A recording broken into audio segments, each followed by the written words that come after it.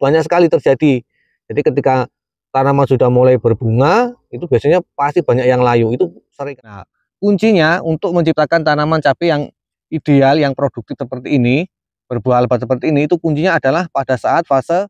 Assalamualaikum warahmatullahi wabarakatuh. Salam semangat para sahabat-sahabat teknik semua dimanapun berada.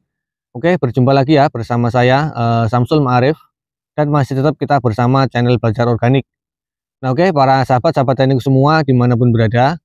Jadi setelah kemarin di video kemarin saya membagikan mengenai media tanam ya sahabat tani, karena syarat agar tanaman cabai kita itu bisa tumbuh secara optimal, menyerap unsur hara dengan baik, terhindar dari gangguan-gangguan, itu kuncinya ada pada media tanam yang ideal ya sahabat tani. Jadi harus berada pada kondisi pH antara 5-7, kemudian kelembapan 70 sampai dengan 90, kemudian kondisi drainase itu harus benar-benar lancar, usahakan jangan sampai ada genangan ya sahabat tani. Kemudian jangan lupa juga untuk kita menambahkan mikroba-mikroba baik ke dalam media tanam yang bertujuan nantinya akan menjadi pelayan untuk tanaman cabai kita ya sahabat tani. Jadi akan mengurangi residu kimia, kemudian menjaga kondisi perakaran agar supaya tidak mudah terserang oleh patogen jahat ya sahabat tani. Nah kemudian di video kali ini setelah kita persiapan lahan, kemudian penanaman, nah selanjutnya hal yang paling penting lagi di dalam kita berbudidaya tanaman cabai yaitu mengenai perawatan fase vegetatif ya sahabat tani. Karena fase vegetatif ini adalah menjadi kunci dari fase generatif dari tanaman cabai kita ya sahabat tani. Jadi, nah oke, para sahabat-sahabat tani semua dimanapun berada, sahabat tani bisa melihat dan saksikan ya di tanaman cabai ini. Ini adalah varietasnya Abayomi. Nah, kita pelajari dari tanaman cabai ini ya sahabat tani. Jadi kenapa buahnya bisa lebat, bunganya bisa lebat, tidak rontok, kemudian daunnya tetap hijau, tidak ada yang kuning ya sahabat tani. Itu semua ya kesana, alhamdulillah tidak ada yang kuning daunnya. Biasanya tanaman cabai ketika berbunga seperti ini itu biasanya daunnya itu pada kuning, daun-daun yang bagian bawah itu pada rontok nih. Sahabat tani bisa melihat sendiri nih, kondisi daunnya dia tetap ideal, tetap tebal, tetap produktif daunnya ya sahabat tani. Yang sehingganya kalau daun-daunnya seperti ini produktif, hijau dan juga tebal, ini nanti proses fotosintesisnya itu juga akan lancar. Yang sehingganya nanti proses pengisian buahnya juga itu akan lebih maksimal lagi. Nah kuncinya untuk menciptakan tanaman cabai yang ideal, yang produktif seperti ini, berbuah lebat seperti ini, itu kuncinya adalah pada saat fase vegetatifnya. Jadi kalau vegetatifnya itu sudah kita maksimalkan, kita rawat dengan optimal, kita memberikan nutrisi sesuai dengan yang tanaman cabai inginkan, itu nanti insya Allah buahnya akan seperti ini. Jadi kita tidak perlu menambahkan ZPT, tidak perlu menambahkan perangsang-perangsang yang lain. Yang penting nutrisinya tercukupi, nanti insya Allah secara sendirinya itu tanaman cabai kita akan mengeluarkan bunga ataupun buah yang seperti ini. Ya contohnya seperti kita sendiri lah ya, sebagai manusia, otomatis kalau misalkan kita kerja sama orang, kita disuruh orang, kalau misalkan imbal baliknya ataupun ongkosnya itu sesuai, otomatis kita kerjanya juga seneng, kita juga tidak stres, produktivitas kita juga kita bisa memaksimalkan, artinya memuaskan kepada orang yang menyuruh kita ataupun bekerja sama dengan kita. Seperti itu ya sahabat tani, itu sebagai analoginya. Begitu juga tidak berbeda jauh dengan tanaman cabai kita ini. Kalau kita merawat ataupun membentuk dari awalnya itu sudah maksimal, sudah ideal, nanti pada saat fase berbuah itu tanaman cabai kita akan mengeluarkan buah itu secara maksimal, dan juga tanamannya ataupun kondisi batangnya itu tidak rusak. Nah, contohnya seperti ini, daunnya tetap aman, tetap hijau. Nah baik ya para sahabat tani semua, jadi setelah kita melihat contoh dari tanaman cabai saya yang varietas Abayomi tadi, alhamdulillah untuk produksinya itu sangat maksimal sekali untuk pembuahannya ya sahabat tani. Kemudian tanaman itu tidak terlalu tinggi, karena memang saya setting ataupun saya usahakan tanaman cabai yang Abayomi ini tidak terlalu tinggi, akan tetapi yang saya tinggikan adalah produktivitasnya. Nah kunci untuk menciptakan tanaman cabai pada saat fase generatif ataupun fase pembuahan agar buahnya itu lebat, buahnya itu maksimal, kemudian kondisi tanamannya tidak stres ya, daunnya tidak stres, dia tidak mudah terserang oleh penyakit, yaitu kuncinya adalah pada saat fase vegetatif seperti ini ya contohnya ya sahabat tani.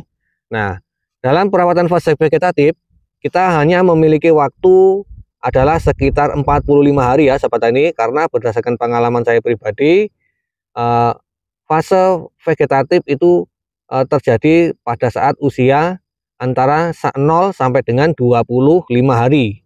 Nah, kemudian antara 25 hari sampai dengan usia 45 hari itu biasanya adalah fase peralihan antara fase vegetatif ke fase generatif. Nah, fase-fase itu adalah fase yang sangat rawan bagi tanaman cabai kita, karena tanaman cabai kita itu energinya itu terkuras, terforsir ya sahabat tani. Jadi untuk mempersiapkan bunga, kemudian menjaga agar supaya dia tuh tetap kebal, tidak mudah terserang penyakit, kemudian untuk mengeluarkan tunas ya sahabat tani, itu biasanya tanaman cabai kita itu sangat rawan sekali oleh terserang penyakit. Apalagi pada saat pemupukan di fase vegetatifnya itu kita terlalu over. Nah, itu juga bisa menyebabkan bahaya. Artinya ketika terlalu over, nanti kondisi media tanamnya itu akan mudah goyah ya, akibat misalkan cuaca ekstrim itu biasanya mudah ngedrop pH-nya, itu akan membuat tanaman cabai kita stres ya sahabat tani.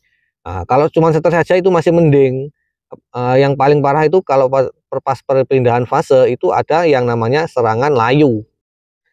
Nah, makanya dalam video kali ini setelah berbagai pengalaman yang saya alami, kemudian saya analisa, saya mencari referensi dari luar, kemudian saya praktekkan. Nah, dalam video kali ini saya mencoba untuk berbagi kepada para sahabat tani semua. Semoga ini bisa bermanfaat ya sahabat tani.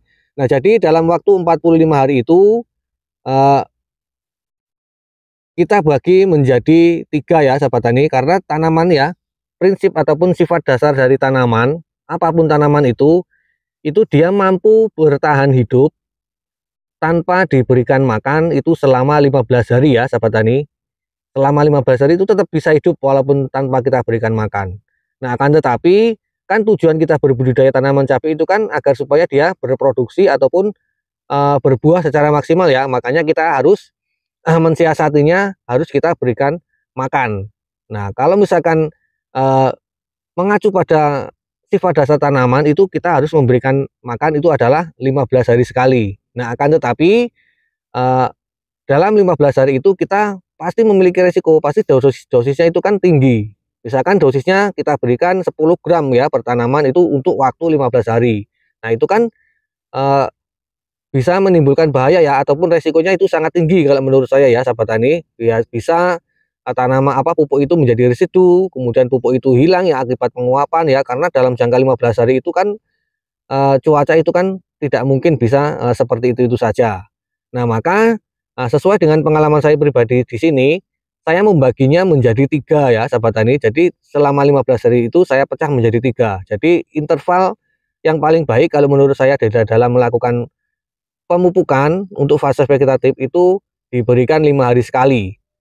Nah, jadi ketika 5 hari sekali itu kita bagi menjadi 3. Misalkan 10 gram itu dibagi 3 kan artinya 3 gram, sekian ya sahabat tani. Nah, itu nanti pupuk itu akan benar-benar terserap sempurna oleh tanaman cabai kita tanpa meninggalkan residu ya sahabat tani. Nah, itu interval yang paling baik kalau menurut saya di dalam melakukan pemupukan itu adalah 5 hari sekali, karena tanaman itu bisa terus-menerus makan, kemudian sambil kita juga memantau perkembangan dari tanaman cabai kita. Misalkan ada gangguan hama ataupun menunjukkan indikasi kekurangan unsur hara apa, itu kita bisa mengontrolnya ketika kita membagi 3 menjadi 3 interval ya sahabat tadi, 3 tahap. Nah, jadi intervalnya 5 hari sekali, nanti diulang sampai dengan usia 20 hari. Nah, nanti 20 hari sampai dengan usia 40 hari itu berbeda lagi nutrisi yang kita berikan ya. Artinya semakin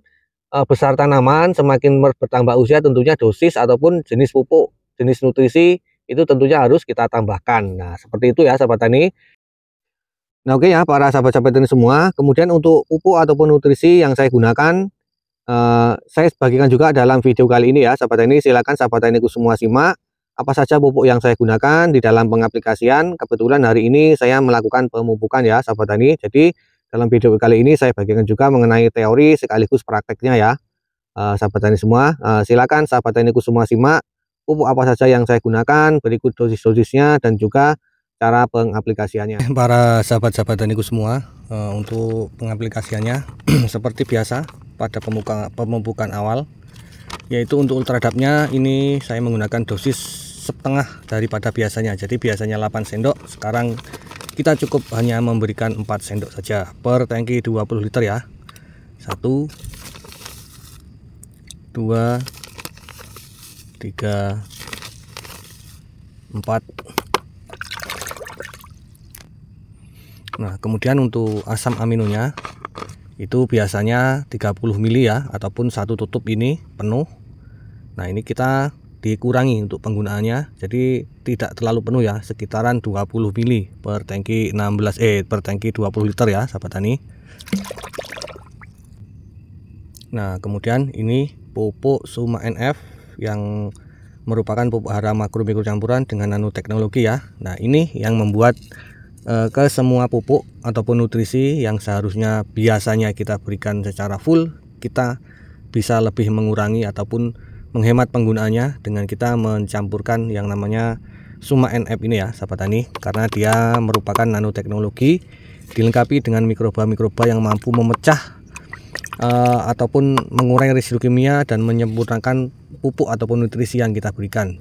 Dan untuk dosis dari penggunaan Suma NF ini kita cukup memberikan sebanyak 3 sendok makan dalam aplikasi pengocoran ya per 20 liter air. Oke, cukup menggunakan 3 bahan ini saja dalam pengaplikasian kocor ya, untuk memacu pertumbuhan ataupun memacu fase vegetatif dari tanaman cabai kita, yang sehingganya nanti ketika di fase generatifnya ataupun perpindahan fase tanaman kita itu sudah benar-benar siap, sudah benar-benar mampu untuk dimaksimalkan pembuahannya ya sahabat tani, karena nanti batangnya harus kuat, perakarannya harus kuat, kemudian kondisi fisik ataupun imunitas ketahanan dari tanaman cabai kita itu harus benar-benar kuat, karena pada saat itu energi yang dikeluarkan oleh tanaman cabai kita itu sangat banyak sekali dikeluarkan ya sahabat tani, dimana dia untuk merangsang pembungaan, kemudian memacu pertumbuhan tunas pucuk juga ya sahabat tani. Jadi maka sejak di fase vegetatif ini kita harus benar-benar memaksimalkan ya, caranya dengan memberikan nutrisi, kemudian jangan sampai nutrisi itu membahayakan bagi media tanam